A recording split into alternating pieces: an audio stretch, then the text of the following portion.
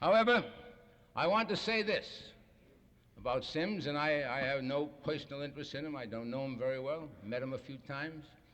In fact, I used to meet all the Bakers. They were all one happy family a few years ago. They taught me some crazy poker game, and I didn't have a very happy experience, but they were all there together and seemed to be having a lot of fun. But I don't know them too well outside of those few instances. But I want to point out that Cross got possession of that office at 2:30 on the morning of March 9th or 8th. And Sims has never been in there since. The McClellan Committee has been through this thing from top to bottom. And I have yet to see one accusation of dishonesty against Sims. Now, maybe there's something there I don't know about, but there has been no accusation of dishonesty against him.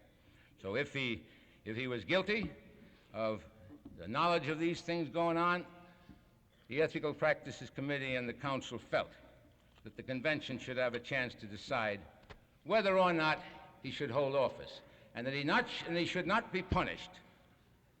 Should not be punished merely because he opposed the international president, and it's quite evident that's what he was punished for. Now, as the report showed, on the 15th of November, when the Bakers notified us that they were not complying with the decision, an announcement was made that in accordance with the decision of the Executive Council, the local was under suspension and there was going to be a recommendation made here to revoke the charter. Immediately following that, this group of 4 vice presidents, who call themselves the Integrity Committee, and they have nothing to do with us, they work on their own, they sent out telegrams, or some letters, I suppose, for support.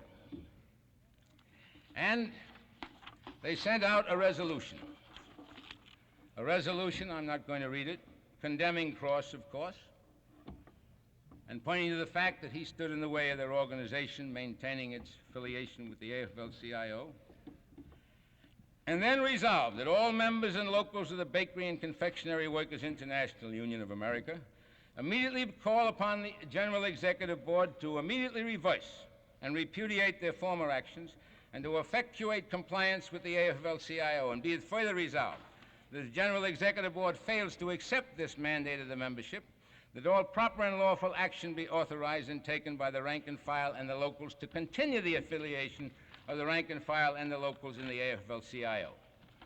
Now, according to a report submitted to me, and I don't know, I've got to decide whether it's authentic or not, but these people are here. As a result of that, 95 local unions representing 51,740 members in this Bakery and Confectionary Workers Union sent a total of 275 delegates to Atlantic City after passing this resolution. This happened in a period of about 12 or 13 days. These delegates are here. I didn't ask them to come here. From all reports, I assume they came here with the thought that if the charter of their international was revoked, that they could get a new charter. There's been no discussion of a new charter. We're trying to keep this union together. These delegates are here, and they're sitting up there in the corner of the room. They list every single local union that voted, and the membership, and the names of the delegate, and the exact voting strength in a convention if the one were to be held. They tell of 14 more local unions that passed the same resolution, embracing 5,950 members. They list those locals and list the membership. Those locals are not here for various reasons. Some the people couldn't get here. Others voted this way, and then they found that the financial office of the union refused to supply them with the funds, and they're not here. However, this group is here, and as far as I know, they represent over 50,000 members of this Bakery and Confectionary Workers Union. Since here they've adopted another resolution along the same lines, that they want to stay in the AFL-CIO and so on and so forth. Now, that leaves us with a problem. There's no question of a division in this union, but I submit to you that the division didn't bring about the corruption, that the division was there anyway, and we have to consider the corruption as having been something that developed for some other reason than division. Perhaps division was the reason it was brought to light, but that's not the point. Now, the proposal is to give this union an opportunity for some time to try to straighten things out. And of course, listening to President Cross here today, you would feel that all he wanted was a fair chance, just a fair chance. Democratic processes. Well, he's got the office, he's got the treasury. He can send these $6,000 items around to the members. He sent one out, what was termed a vindication letter. The McClellan Committee had vindicated him after that. That cost $6,700, I think. Now, however, he gives the picture of one who wants a fair deal, and he wants the thing determined by democratic process. Well, let's see what's going on. In recent days, 9 of the organizers of this international union have been fired. 4 more have been threatened. Local unions have been subject to retaliatory action by Cross because they voted to support the Integrity Committee. Of course, this may be democracy. This may make for a nice open convention, but I can't see it. I imagine if we let this fellow go until the 15th of March, he'll be elected unanimously by the convention. 4 men, and this information, of course, you can challenge it. These people are here, and this is the memorandum they sent, and I feel obligated to bring it to your attention. 4 men who had attended area meetings and local meetings and frequently and openly expressed themselves as favoring complete cleanup and full compliance with the directives of the AFL-CIO Executive Council were discharged on November 2nd, 1957. The newest of these employers had worked for the International approximately 5 years, and the oldest had been employed for better than 10 years. These men were International Representative Herman Nyland of Long Beach, California, Organizer George Stanley of Memphis, Tennessee, International Representative Peter Pointak of Baltimore, Maryland, and International Representative Stanley Sienkiewicz of Wilkes-Barre, Pennsylvania. On November 5th, 1957, Area Representative Morris Leeson of Quincy, Illinois, and President of the Illinois State Council of the Union, who had openly announced his opposition to Cross, was discharged. On November 16th, 4 officials who had applied for leave of absence if the General Executive Board decided against compliance with the AFL-CIO directive were fired. One of these men has 20 years of service. The 4 men, International Representative John Clancy, International Representative and Regional Director Merle Smith, Chattanooga, Tennessee, Organizer Charles I. Miller of Syracuse, New York, and Organizer Martin Bacon of Little Falls, New Jersey. At the 4 vice presidents who have been, for some reason, not fired, but her charge are, of course, the 4 who make up this so-called Integrity Committee. In September, Locals 50 and 51, outspoken opponents of Cross in New York City, were ordered to turn over 1/3 of their membership in an order from the International Union to another local that is supporting Cross. The committee of 3 vice presidents was ordered to carry out this move. The following action was taken on November 15th. Local 218 of Kansas City, Missouri, Herman Winter's home local, the local that Herman has held membership in many years, and which voted practically unanimously to support the Integrity Committee and to condemn Cross.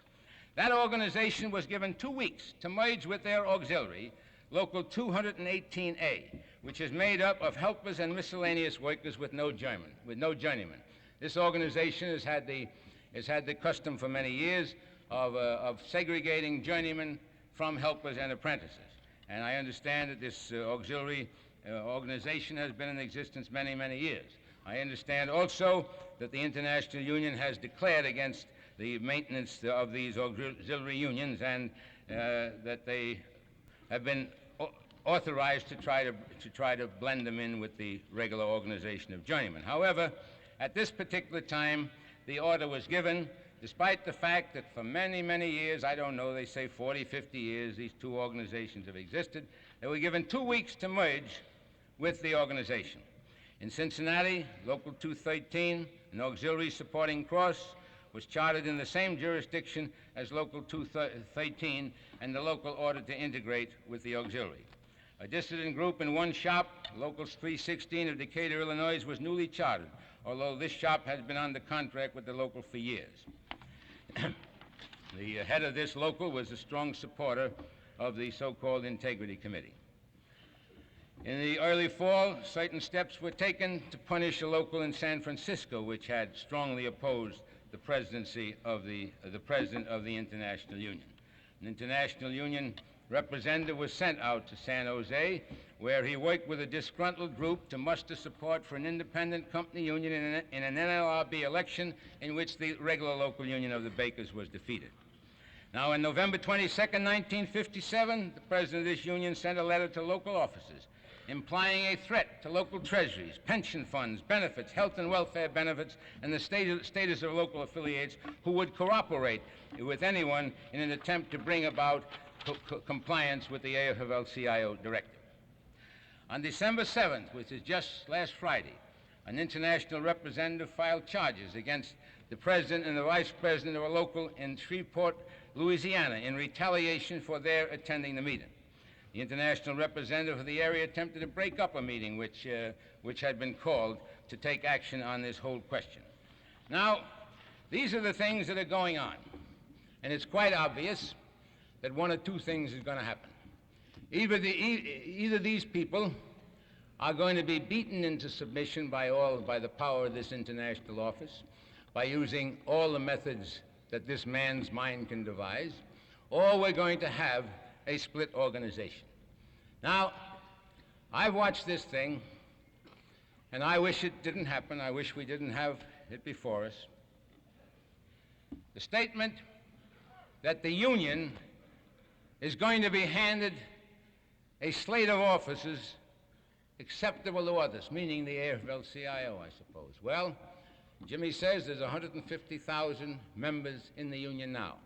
George Stewart, I understand, has lost his membership. He lost it very, very recently. He was still a member just a month or so ago.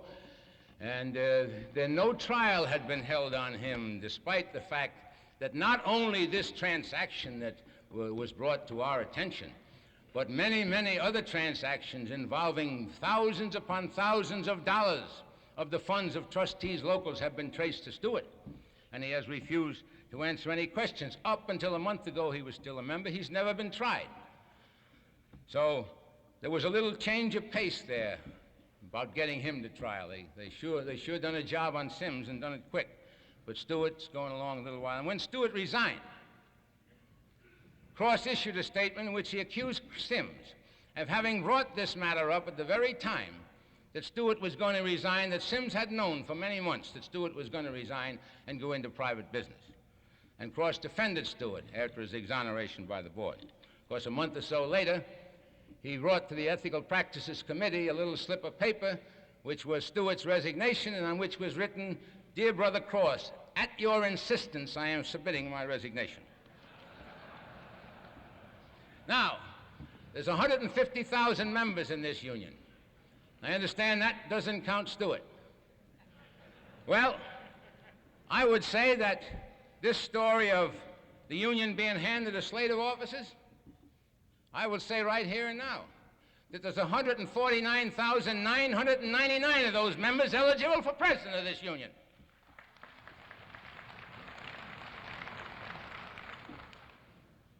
And then we're requested to let our members make their decisions without the club of expulsion hanging over their heads. What about the club of reprisal? What about the club of discharge of people who've worked for the union for many years? What about the club over the heads of the members? that they're going to be merged into other organizations, their unions broken up? What about the club over their heads, indicating the possible loss of their benefit rights under welfare and pension plans? Yes, you heard a remarkable talk this afternoon, and this is a remarkable guy. But I've seen both sides of him, and I can tell you quite frankly that this union is in a bad way if he continues to run its affairs, whether he runs them from one of his 2 homes in Palm Beach or whether he runs them from his other mansion, or whether he runs them in conjunction with the Employers Association or with George Stewart or with others of that ilk. We have a job to do, and it's a disagreeable job, and I don't like it. But we wrote a Constitution. I thought it was a good Constitution. I still think it's a good Constitution, but I didn't write it alone. I only had a part of it. And we determined to try to keep this organization what it's intended to be, an instrumentality to serve workers, not an instrumentality to build up the personal affluence of an individual, to make him a big shot in the community, or make him an expert on finance, as one of our former members of the Executive Council turned out to be. No, this is a workers' organization. And I don't know anything else but this business.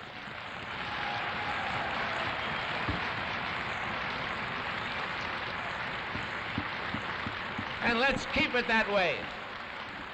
And I say to you quite frankly that if you give the Executive Council the power, you expel this organization on or before March 15th and give the Executive Council the power to make it an earlier date, then I can say to you, I want to find out quite quickly whether they're going to comply, whether they're going to give this group a break. 50,000 of them who've taken it upon their own, yes, and who were not invited here, but came here in good faith, hoping to save their union, to give them a break. That if it's indicated that this group is not going to comply, then the Executive Council, for my part, isn't going to take 90 days to act. They're going to act in about 90 minutes.